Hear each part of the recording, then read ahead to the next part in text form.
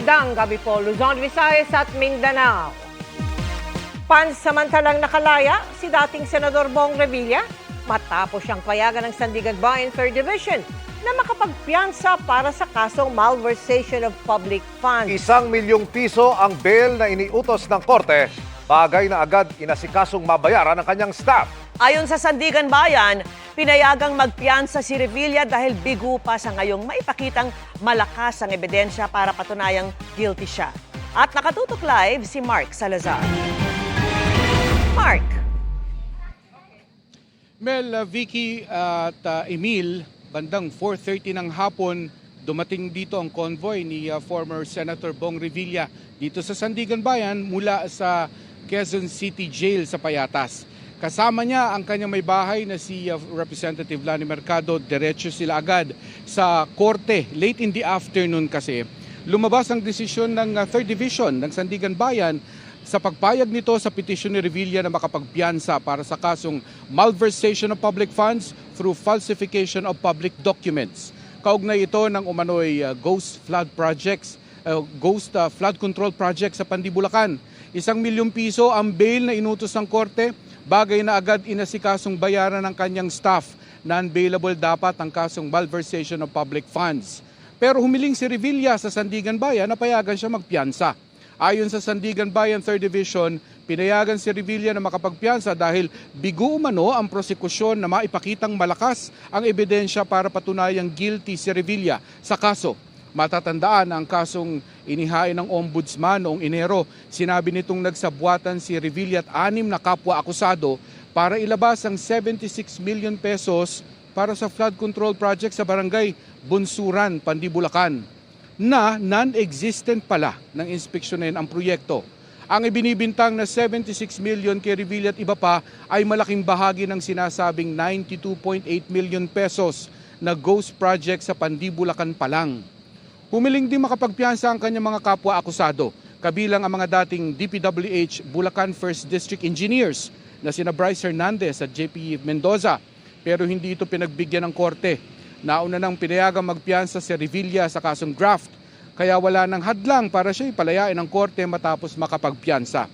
Matapos pirmahan ng Justice ng Sandigan Bayan 3rd Division ang kanyang release order, agad rin siyang isinakay ng BJMP service para naman sa kanyang medical clearance pabalik sa City Jail. Sinubukan ng media na makuhanan ng pahayag si Revilla pero kumaway lamang ito. Narito ang ilan sa ating playback. Hi, Senator. How are you po? Senator. And statement po, sir. After your bail. Oh, tabi, baka tamaan kayo. Senator, saan po kayo didiretso? Senator. Oh, tabi na. Oh, tabi, baka tamaan. Okay. Senator. Senator po. Vicky, balik sa inyo. Maraming salamat sa iyo, Mark Salazar. Bago payagang makapagpiyansa para sa kasong malversation, nauna nang nagpiyansa si dating Senador Bong Revilla para sa kasong graft kaugnay sa umano'y flood control project sa Bulacan. Ang proyektong sentro ng mga isinampang kaso kay Revilla, binisita pa ng mga maestrado nitong Abril. Balikan natin yan sa pagtutok ni JP Soriano. Alam kong hindi ako papabayaan ng Diyos dahil wala po akong kasalanan dito. January 19 nang sumuko si dating Senador Ramon Bong Revilla Jr. sa PNP-CIDG dahil sa mga kasong graft at malversation of public funds na isinampa ng Ombudsman sa Sandigan Bayan. Nag-ugat ang kaso sa umano'y ₱92.8 million ghost flood control project sa Pandi, Bulacan. Bukod kay Revilla, 6 na mga dating opisyal din ng Department of Public Works and Highways o DPWH ang kinasuhan, kabilang sina dating DPWH Bulacan 1st District Engineers Bryce Hernandez at JP Mendoza. Idinetene si Revilla sa Quezon City Jail, male dormitory sa Payatas. Nauna na siyang pinayagang makapagpiyansa ng ₱90,000 para sa kasong graft sa Sandigan Bayan 4th Division. Pero sa non-bailable dapat na kasong malversation of public funds, humiling si Revilla sa Sandigan Bayan na payagan siyang magpiyansa. Para diyan, binisita pa ng mga mahistrado ng Sandigan Bayan 3rd Division nitong Abril ang proyekto sa Pandi na sentro ng kaso laban kay Revilla. Dapat may haba itong 128.4 meters, Pero nang lakarin ng mga maestrado ay masukal, baku-bako at walang semento ang lugar. Habang hindi naresolba ang kaso, patuloy naman ang pagbaha sa lugar na kung minsan ay abot bubong ayon sa mga residente.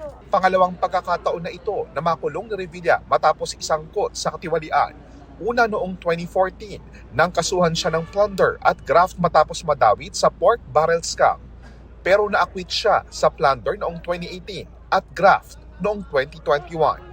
JP Soriano, nakatutok 24 oras. At kaugnay pa rin ng pansamantalang paglaya ni dating Senador Bong Revilla, makibalita po tayo mula sa New Quezon City Jail Male Dormitory at naroon po ang kasamahan nating si Ivan Mayrina. Ivan. Vicky, ang official time 6:14 ngayong Biyernes ng gabi. Nakalabas na nga mula dito sa male dormitory ng Quezon City Jail si dating Senador Bong Revilla.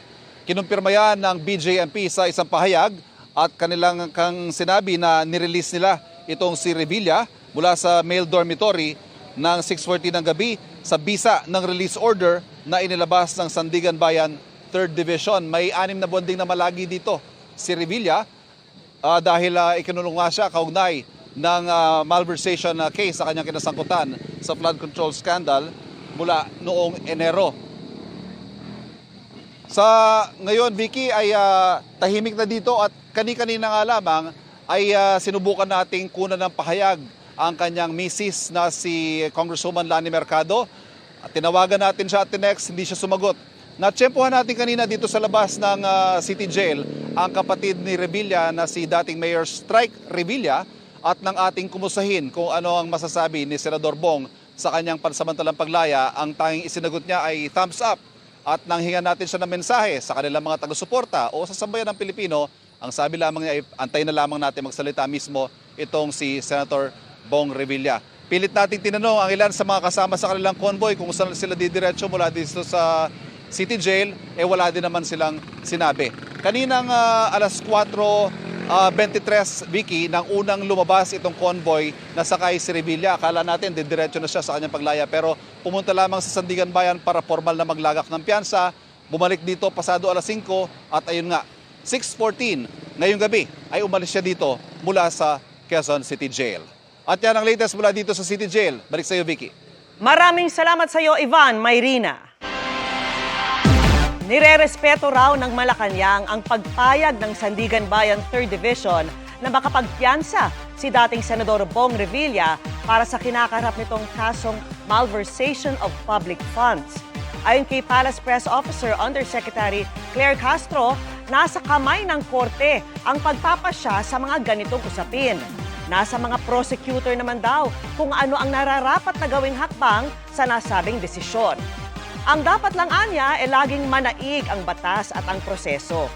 Nirerespeto rin daw ng Office of the Ombudsman ang desisyon ng Sandigan Bayan pero nanindigan ito sa kanilang investigasyon at trabaho. Gagawin daw nila ang lahat ng paraan para maipakitang matibay anilay evidence of guilt laban sa dating senador.